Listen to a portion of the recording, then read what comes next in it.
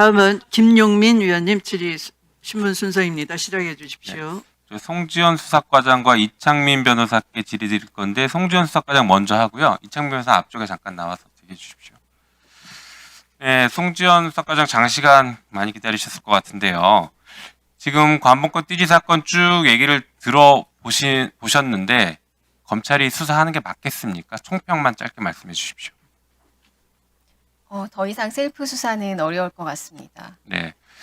그리고 오늘 또 쿠팡 사건까지 보다 보니까 기소권 자체도 그대로 온전히 주어야 될까, 아니면 기소권에 대한 별도의 견제 장치를 만들어야 되는 거 아닐까라는 생각까지 드는데 어떻습니까? 간단하게 영국 사례를 말씀드리면 뭐 다 잘 알고 계시다시피 1829년도에 영국에서 근대 경찰 제도를 도입하면서 사실 157년간 경찰에서 수사와 기소, 공소 유지에 관한 모든 권한을 독점해 왔었습니다. 그러다가 길드포드 4인조 사건으로 인해서 수사기관이 고문과 허위 자백 강요를 통해서 이렇게 수사와 기소를 강행하는 것을 보고 수사 구조 개혁에 대한 국민적 공감대를 얻어서 영국은 지금 대한민국 논의와는 반대로 경찰의 독점적 권한, 기능을 분산해서 왕립 기속청으로 이관하는 제도 개선을 했습니다. 이때 이제 1895년도에 이제 왕립 기소청이 설립되면서 기소법도 같이 제정이 되었는데요. 영국은 이때도 국가소추주의 검사의 기소 독점을 견제하기 위해서 그동안 간습법으로 인정돼 왔던 사의소추 제도를 법에 명문화했습니다. 이런 내용 저희가 좀 감안해서 제도 개선을 했으면 좋겠습니다. 그럴 것 같습니다. 지금 방금 영국 얘기를 말씀하셔서 그 얘기를 조금 더 들여다보는 게 좋을 것 같습니다. 자료 한번 보실까요? 지금 방금 말씀 주신 것처럼 1985년에 영국 왕립 검찰청 설치법을 만들면서 영국 의회에서 논의했던 내용을 잠깐 들여다보겠습니다. 다음 페이지 보여주시죠. 지금 대한민국에서 벌어진 얘기랑 똑같습니다. 경찰이 독점하던 수사권, 기소권을 나눠서 검찰을 만들겠다고 하니까 검찰 만들면 난리 난다고 합니다. 이때 의회에서. 중앙집권 조직을 운영하려면 감독자 관리직 인력이 필요해지고 이는 관료제 팽창과 비용 증가로 이어진다라고 비판했고, 기소청 신설은 추가적인 부담만 늘어날 거다 이렇게 비판을 하고, 또 다음 보여주시죠. 네, 런던에서는 사건이 법원에 회부되기까지는 1년 이상 걸리는 경우가 많아 증인의 기억이 희미해지고 증인을 잃는 등 정의 실현에 심각한 문제를 초래한다. 이런 비판들이 있었습니다. 그리고 다음 보여주시죠. 네, 아동 청소년 사건 처리 지침이 명확하지 않아서 혼란이 나올 수 있다.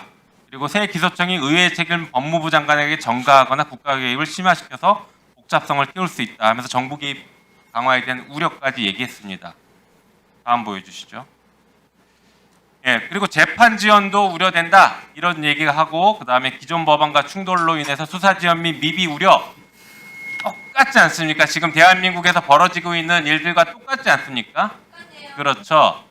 그런데 막상 만들었더니 어떤 일이 벌어지느냐. 다음 페이지 보여주시죠. 일단. 예, 그때도 장관의 정치적 편향성 우려까지 같이 제기가 됐습니다. 그런데 실제로 만들었더니, 다음 페이지요. 2009년 영국 하원 법무위원회에서 보고서가 나옵니다. 여기 뭐라고 나오냐면요. 기소율이 상승했다. 경찰과 기소청 간 협력이 개선됐고 부적절한 기소 사례가 감소했다. 그리고 CPS는 재판의 사건이 올라가기 전 필터로 작동했다. 약한 사건은 조기에 중단시켰고 강력한 사건은 체계적으로 공판 준비를 했다. 칭찬 일색입니다. 형사사법 전체 시스템의 효율성, 신뢰성, 공정성을 좌우하는 문지기 역할을 수행했다. 이렇게 평가를 했습니다. 자, 이렇게 보면은 지금 대한민국에서 논의되는 것들과 비슷하게 영국에서 이미 있었지만 실제 권한을 분산시키는 것이 전국적으로는 국민들에게 이익이 된다라고 평가하고 있는데 어떻게 보십니까? 동의하는 내용입니다. 권한의 분산이기도 하지만 사실상 기능의 분산이라고 보는 게 더 맞을 것 같습니다. 지금 검찰 해체라는 단어를 사용하시지만 검찰 해체가 아니라 검찰이 독점하고 있는 수사의 기능과 기소의 기능을 분산해서 그 기능을 이관하는 내용으로 견제와 균형의 원리가 잘 작동하는 형사사법 체계, 글로벌 스탠다드에 부합하는 형사사법 체계를 만들자고 하는 것이 지금 논의의 주된 내용인 것으로 알고 있습니다. 네. 우리 수사과장님은 변호사 자격도 있으시죠? 네, 맞습니다. 예. 그러니까 네. 시간 조금만 더. 네, 2분 더 드리세요. 그리고 수사 경력이 있었던 것을 고려해서 지금 말씀을 주신 것으로 이해하면 되겠죠? 네, 맞습니다. 이게 지금 우리나라 사례도 한번 비슷하게 역발상을 한번 해봤습니다. 경찰이 수사권, 기소권 같이 가지고 있던 영국에서는 별도로 검찰청을 만들었는데 독립된. 그러면 검찰이 지금 수사 잘한다고 그렇게 자랑하니까 검찰 수사 기소 그대로 가지고 있는 검찰을 경찰로 만들어버리고 별도의 공소청 하나 만들면 되는 거 아닐까요? 어떻게 보십니까? 사실 지금 영국도 똑같이. 대검찰청의 약어가 SPO로 알고 있습니다. Supreme Prosecutor's Office라고 알고 있는데 여전히 그 지금 현재 논의되는 방향대로 진행을 한다 그래도 검찰은 계속 기소 공소권자로서의 기능을 갖고 있기 때문에 뭐 해체나 이관이 아니라 그 검사가 가지고 있는 본연의 기능을 담당하는 검찰청이 남게 되는 것이고 공소청이 남게 되는 것이고 독점적으로 행사해왔던 수사의 권한을 떼어내서 그 새로운 중대범죄수사청으로 이관하는 내용으로 가는 것이 균형의 원리에 맞는다고 생각합니다. 알겠습니다. 잘 설계해 보도록 하겠습니다. 목소리 많이 내주시기 바랍니다. 들어가시고 이창민 변호사님 오랫동안 기다리셨는데요.